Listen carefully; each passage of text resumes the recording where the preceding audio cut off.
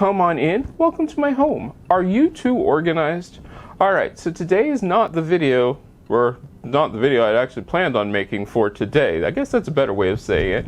Because I came across a client who called me after she had been working very, very hard to become organized, and it wasn't working.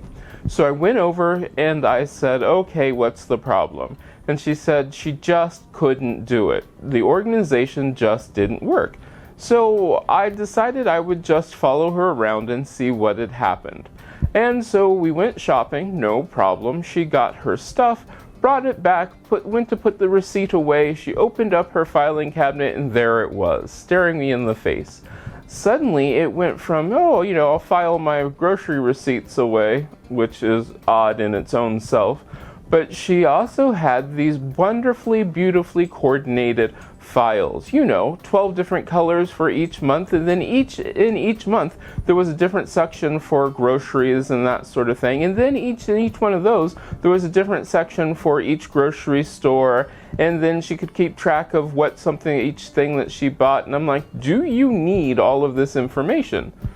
To which she sat there and thought for a minute and said, well, not really. I mean, realistically, all I do is write down my receipts, write down how much money I spent, and then, scan the receipt, and then nothing. And I'm like, what are you scanning the receipt for?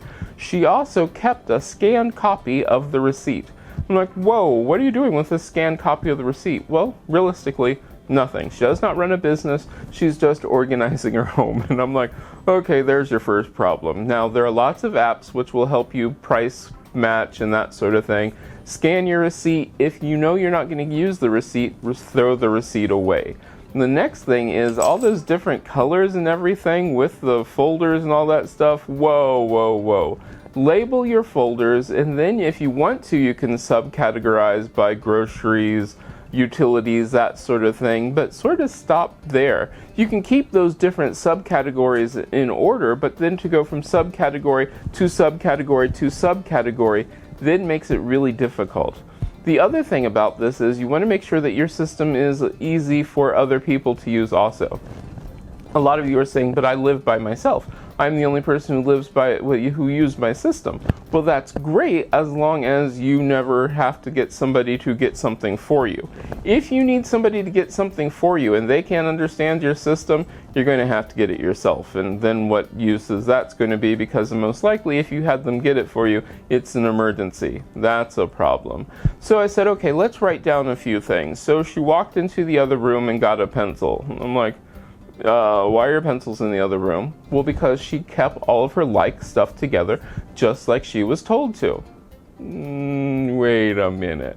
So, I mean, if you are in your bedroom, and I'm like, how often do you write in your bedroom? Oh, all the time, but she has to go all the way to her office to get a pencil because she needs to keep all of her stuff together. Hold on a second. Okay, being organized and then being over-organized is ridiculous.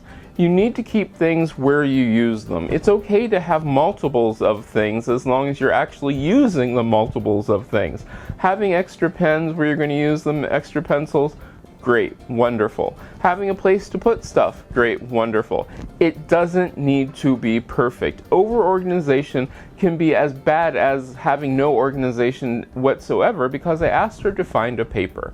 When she went to find the paper, it actually took her longer than what it did before she organized. How can that be good? It takes longer to find a paper after becoming organized than it did before you became organized, because the papers were all sorted out in this really weird way and everything. I'm like, whoa, how do you like to put things together? And she said she just basically likes it so that it would be grouped by, here are all the papers that she needs, divided by name, and then her receipts and those sort of things are divided by month. I'm like, there you go.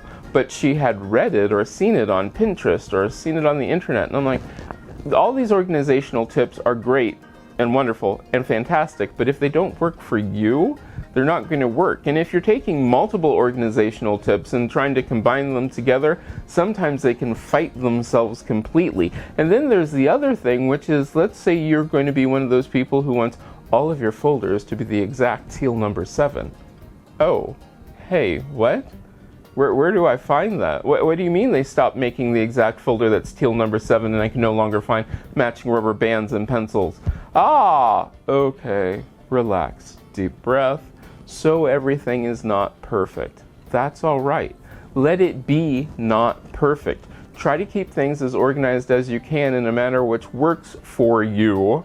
Putting things away, making sure that things have their home, but not so that it takes you 50 minutes to organize every day. Because guess what? You're not going to do that. You're not going to put away your groceries, making sure that all of your spices are put back exactly alphabetically by height.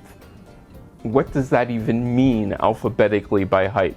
No, put your groceries away in an order that works for you. If you need to have little diagrams to help other people who use your house use it, then do that. Now think about if you live with other people, think about what they do also. Are you the person who normally uses that item? That's great, but think about those other people. If they need to use that organizational system, sit down, have a meeting, and figure out the organizational system so that you all come together and it works. Because a lot of times you're finding out that you're not putting stuff away because your organizational system does not work for you. Make sure that your organizational system works for you and not you work for it. So, what do you think about that? Are you too organized? Have you taken organization to the ridiculous degree that it can go to? If you have or have some ideas about this, let me know down in the comments. Don't forget, if this is your first time here, remember to subscribe. Every Wednesday is tips for you in your house, and there are always little things like this, or maybe something to help you around the house. And I hope I get to see you again next time.